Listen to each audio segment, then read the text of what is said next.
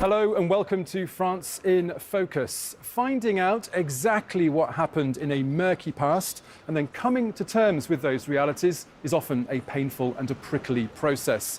This year marks the 60th anniversary of the end of a conflict that France would only formally recognise as being a war in 1999.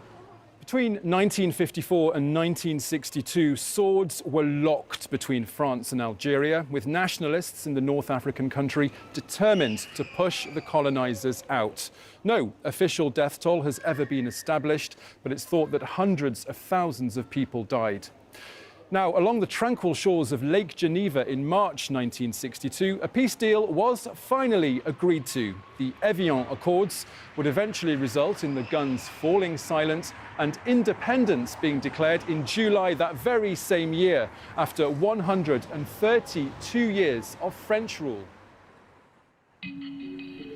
Talks to end the 8-year war in Algeria came after months of secret negotiations. Terrorist attacks in Algiers and Paris early 1962 convinced the last hesitant officials to get on board. On March 7, 1962, representatives from the French government and the National Liberation Front came together in Evian, with mainly two sticking points: the future of French nationals wishing to remain in Algeria, which was not resolved in the agreement, and who would control the Algerian Sahara.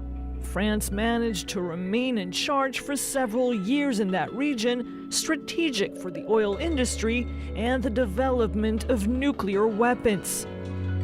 The Evian agreements were signed on the 18th of March. A ceasefire took effect the next day. The measures have been adopted so that the people can control their own destiny. But the fighting continued for several months, with attacks carried out by the OAS, made of mainly former French soldiers opposed to Algeria's independence, and by the Algerian National Liberation Front. No matter the situation on the ground, Algeria's journey to independence was in motion. The French and Algerians backed the principle in referendums. But on the day that independence was due to become official, European and pro-French Algerians were massacred in Oran. Terrified of facing new massacres, the Europeans fled Algeria. They were joined by some 10,000 Harkis, Algerians who fought alongside the French. The Harkis who remained in their home country were targeted repeatedly. Those repatriated, whether French or of Algerian descent, remain scarred by the killings until today.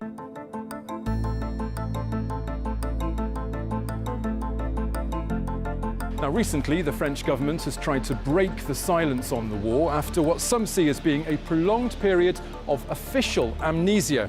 We've been to meet a group of youngsters who have a direct link to some of those who fought in this conflict. They're keen to light the way and offer some suggestions to officials about how best to face the past.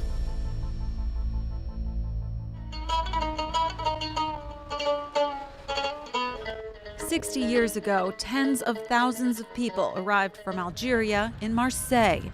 This is where Valentin and Linda are preparing for their next meeting. How are you? Good, and you?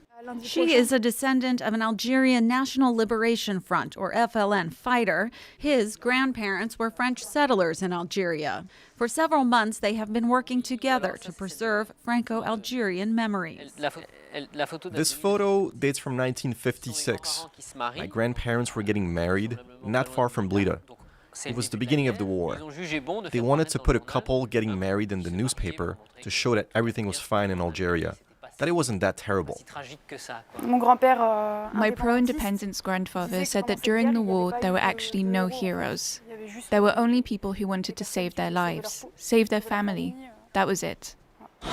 460 kilometers away in Geneva, Nabil oversees the group's communication. His Muslim Algerian grandfather made the choice to fight on the French side, a group known as the Harkis. He is part of this generation that grew up with questions left unanswered. There's a memory taboo. Our grandparents, perhaps out of an excess of modesty or a desire not to pass down a certain trauma, decided to keep quiet. But now it has become very difficult to build an identity, to know who we are, where we're going. What is the burden of this story? Why are we in France? On September 30th of last year, President Macron met with them, along with 15 other young people whose grandparents lived through the Algerian War, on the French or Algerian side. Since then, this group has been reflecting together on their shared memory. They also hope to attract new members.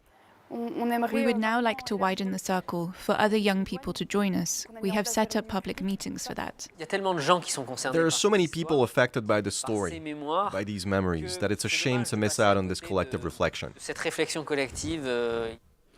Dialogue to understand and move forward together, rather than each on their own with their personal tragedies.